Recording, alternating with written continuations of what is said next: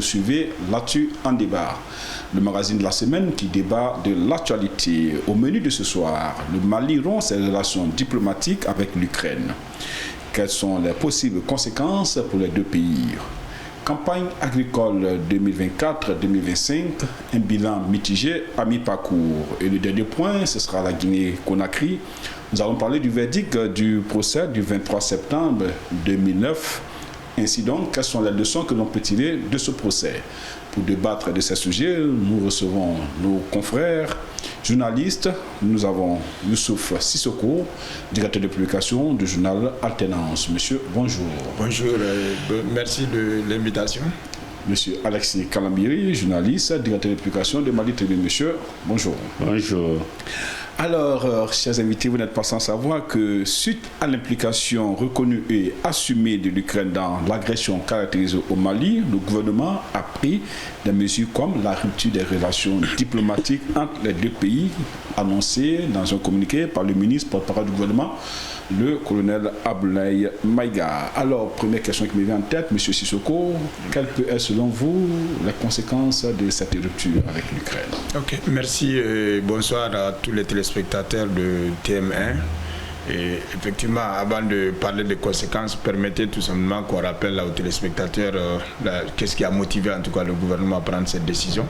Et comme vous le savez, le Mali est depuis en tout cas belle lurette engagé dans un combat contre le terrorisme. Et ce combat et ce processus lui a permis quand même d'engager des combats à Tinzaouaten, à la frontière algérienne.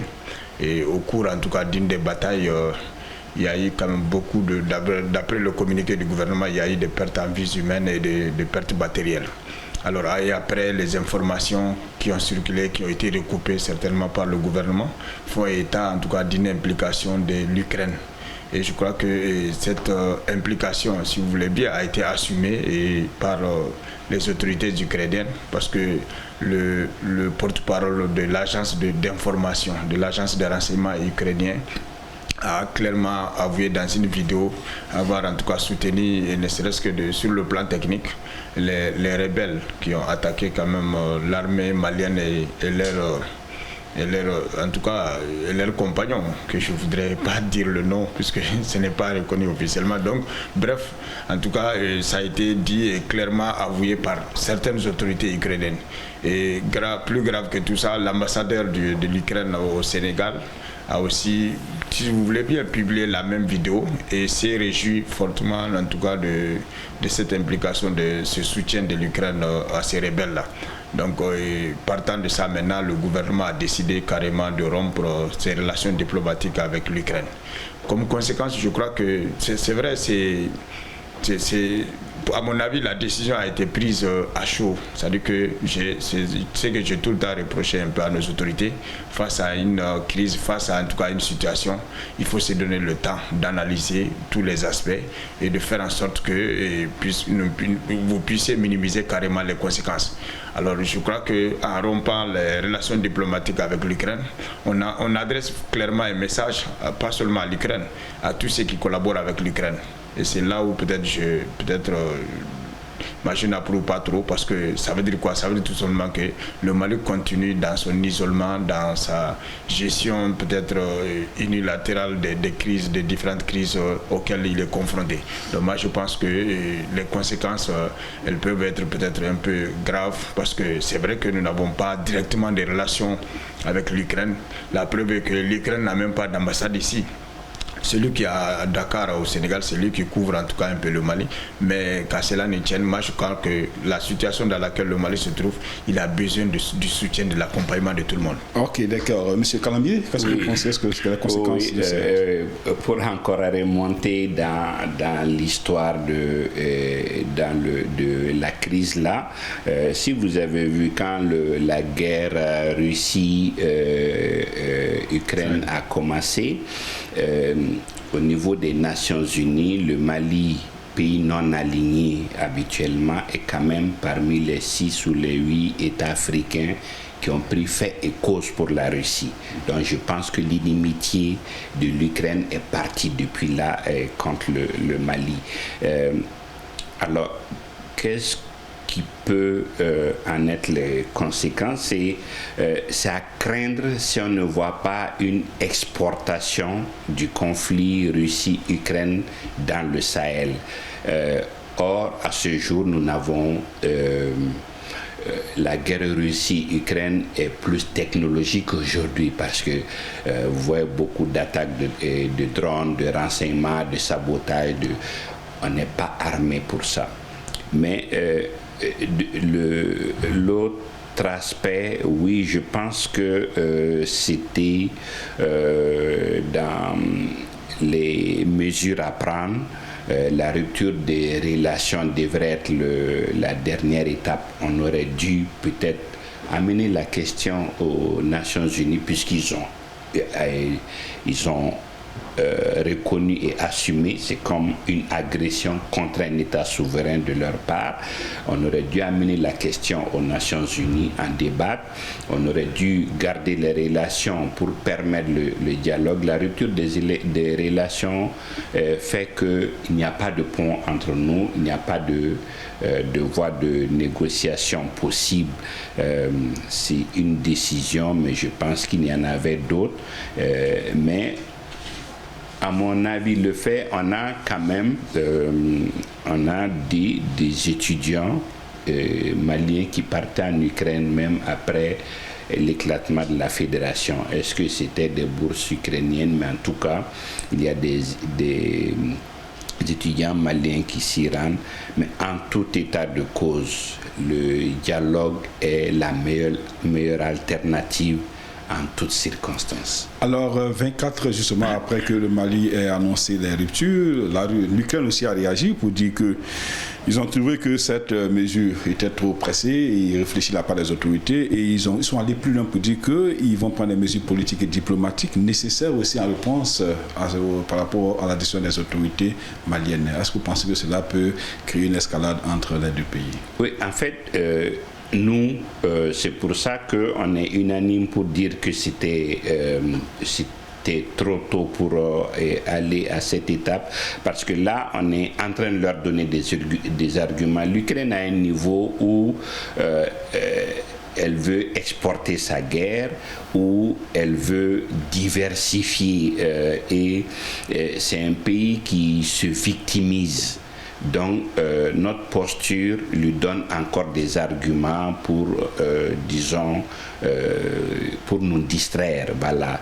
Nous, à la limite, si vous voulez, l'Ukraine est dans une guerre de communication. Nous, on est dans une guerre de survie. On n'a pas normalement à nous distraire avec des postures de ce genre, mais on devrait se concentrer sur notre crise, sur notre survie et sur les enjeux de développement que nous avons localement. Donc, en se prêtant au jeu ukrainien, on se distrait, on ne peut pas s'offrir aujourd'hui au Mali le luxe d'avoir plusieurs fers au feu. Sissoko, est-ce que cela peut vraiment créer l'escalade dans ces deux pays lorsque l'Ukraine réagit du tic au tac? Oui, c'est-à-dire que dans cette crise diplomatique avec l'Ukraine, moi je vois plutôt l'Occident qui est visé. Parce que tout le monde sait aujourd'hui, comme Alexis l'a si bien dit, il y a une guerre qui oppose aujourd'hui la Russie à l'Ukraine. Pas la Russie à l'Ukraine, mais la Russie à l'OTAN. Donc imaginez qu'en se brouillant avec l'Ukraine, je crois que ça peut encore davantage nous affaiblir. Et mieux que ça, vous voyez que moi je doute même fort si réellement l'Ukraine s'est véritablement impliquée dans le combat, en tout cas à Tizawaten. Moi j'aurais peut-être pointé un doigt accusateur sur l'Algérie. Et tout le monde sait aujourd'hui qu'on est en bruit aussi avec l'Algérie.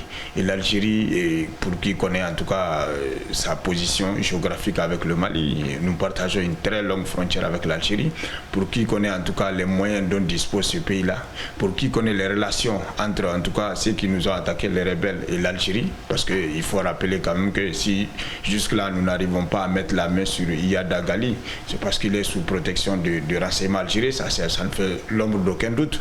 Alors imaginez que nous sommes en bruit avec ce pays-là. La Mauritanie tout près aussi, c'est aussi un pays voisin qui partage une très longue donc frontière avec nous.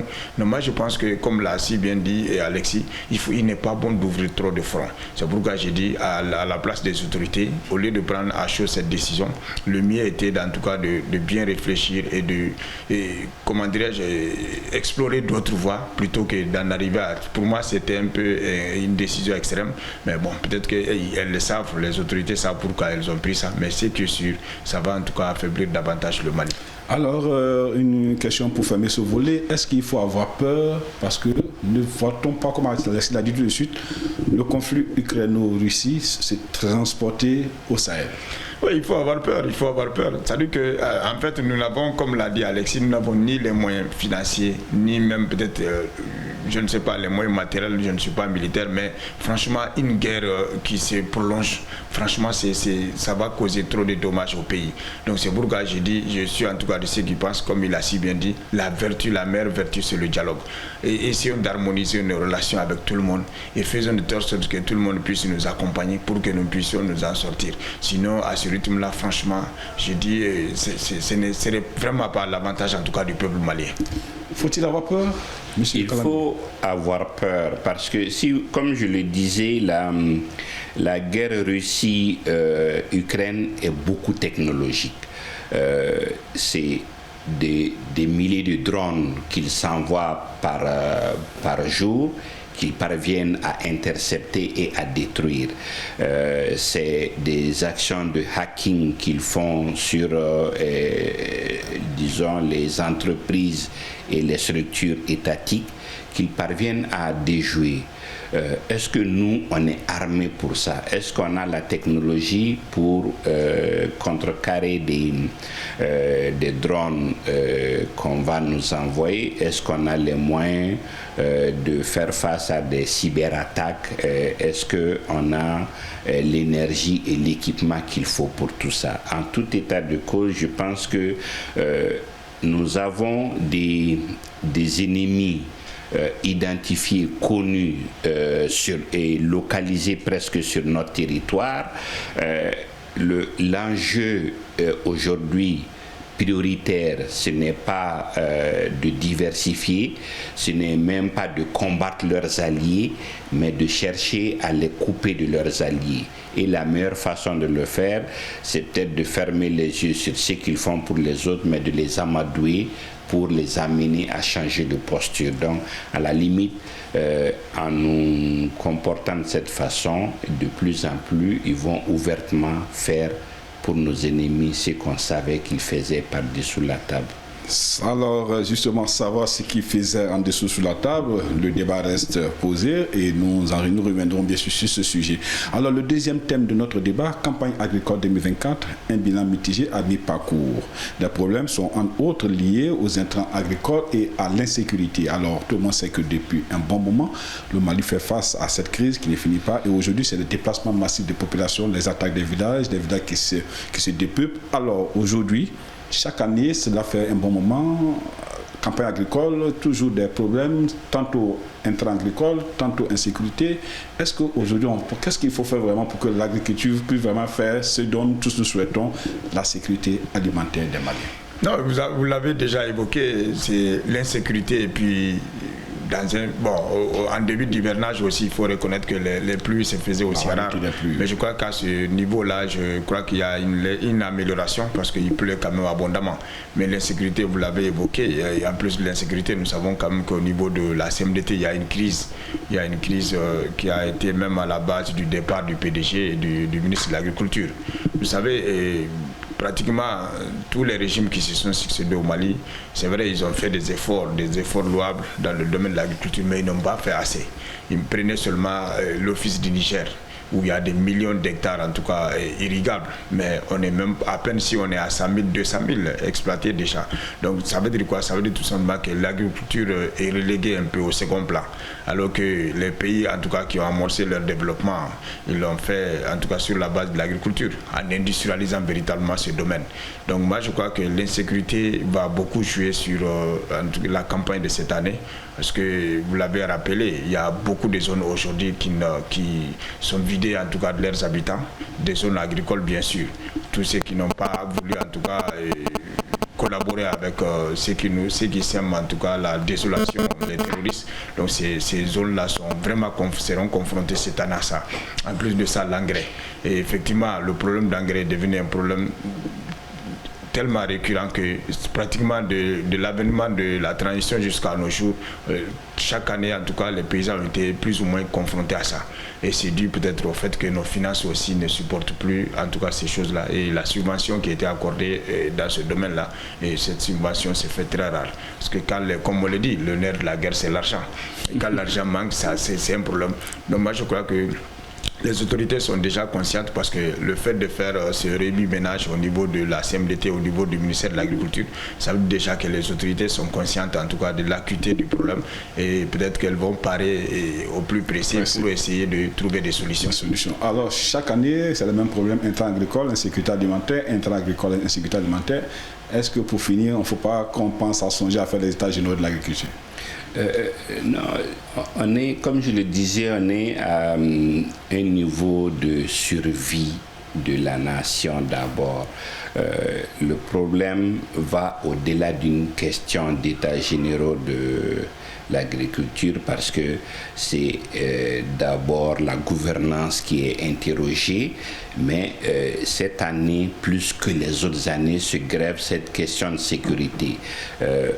Il y a fondamentalement deux zones de production, en fait plus, mais les deux zones qui sont les plus atteintes, c'est la zone de Sikasso où on a beaucoup de spéculations portant sur le coton et le maïs, où il y a un problème d'intrants.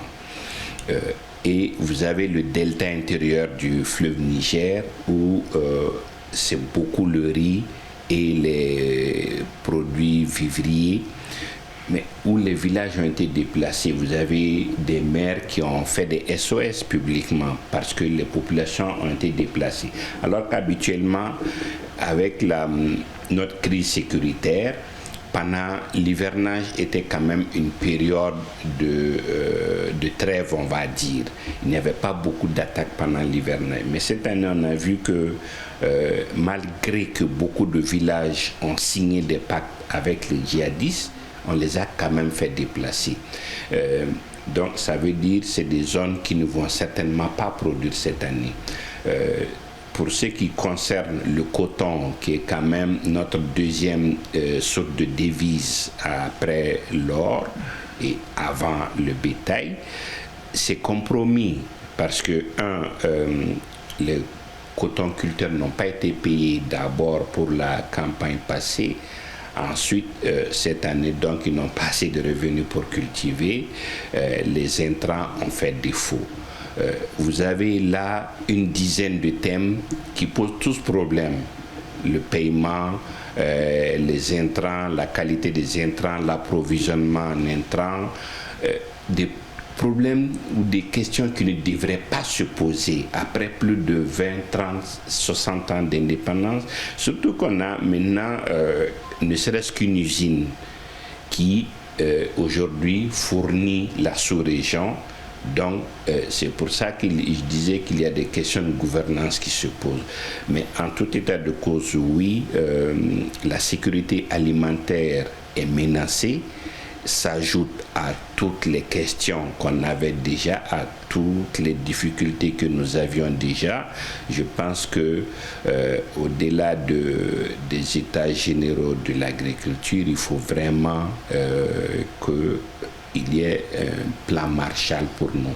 Justement, vous avez parlé tout de suite, vous avez égrené quelques difficultés. Selon vous, sans vous demander, qu'est-ce que vous pouvez préconiser vraiment pour qu'on puisse vraiment tourner cette page qui gangrène l'agriculture? Qu'est-ce que vous préconisez concrètement?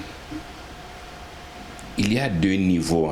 Je pense qu'il faut, vous savez, comme dirait l'autre, ça va mieux en le nommant. Il faut qu'on accepte de dire quel est notre problème.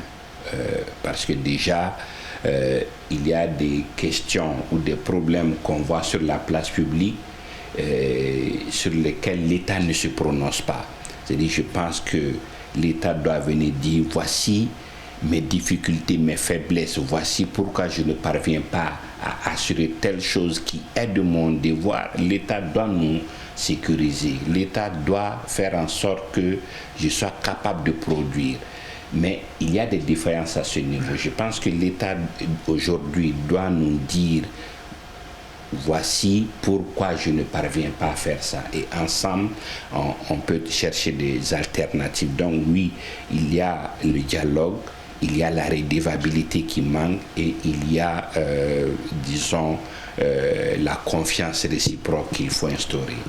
M. Soko, qu'est-ce que vous pouvez préconiser pour qu'on puisse juguler cette crise? Non, et pour juguler cette crise, il faudrait d'abord que l'État comprenne que tous les secteurs sont interdépendants. Parce qu'aujourd'hui, on a comme l'impression que les autorités mettent beaucoup plus l'accent sur l'aspect sécuritaire et en oubliant carrément les autres aspects. Et en faisant cela, tenez-vous bien, en tout cas, même si on arrivait à trouver des solutions à l'aspect sécuritaire, ça risque en tout cas de dégénérer de l'autre côté. C'est pourquoi dans la gouvernance, il faut tout faire pour éviter ce qu'on appelle la crise sociale. Et à ce rythme-là, franchement, on n'est pas tellement à l'abri de ça. Parce que imaginez qu'un pays agro-silvo-pastoral, quand en tout cas ce secteur-là est relégué au second plan et que la grande majorité n'arrive pas à subvenir à ses besoins, imaginez ce que ça fait. Donc il faudrait d'abord que l'État comprenne que les secteurs sont interdépendants, ils sont liés. Et il faut faire en sorte que tous les secteurs puissent marcher ensemble. C'est pourquoi, comme il a si bien dit, il faudrait qu'il y ait un dialogue. Et il faut changer carrément de fusil d'épaule, en tout cas au niveau de la gouvernance. Parce qu'aujourd'hui, qu'est-ce qu'on voit? Franchement, tout est focalisé sur la sécurité.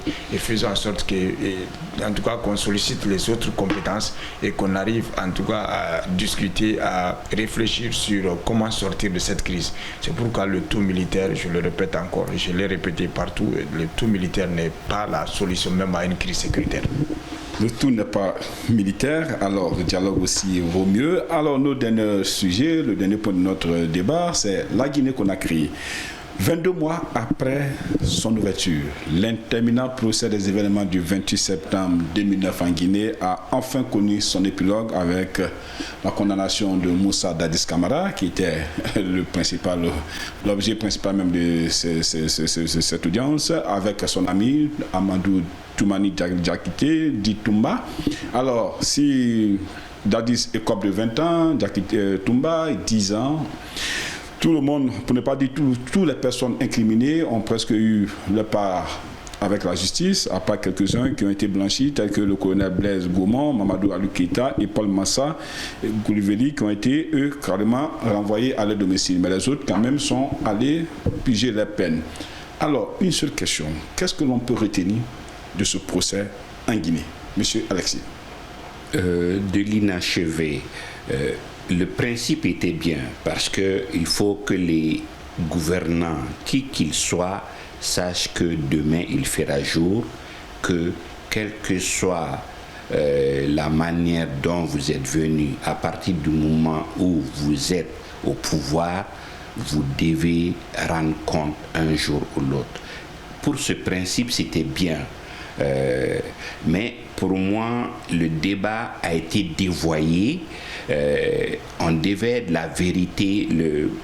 Les victimes voulaient la justice, mais voulaient la vérité.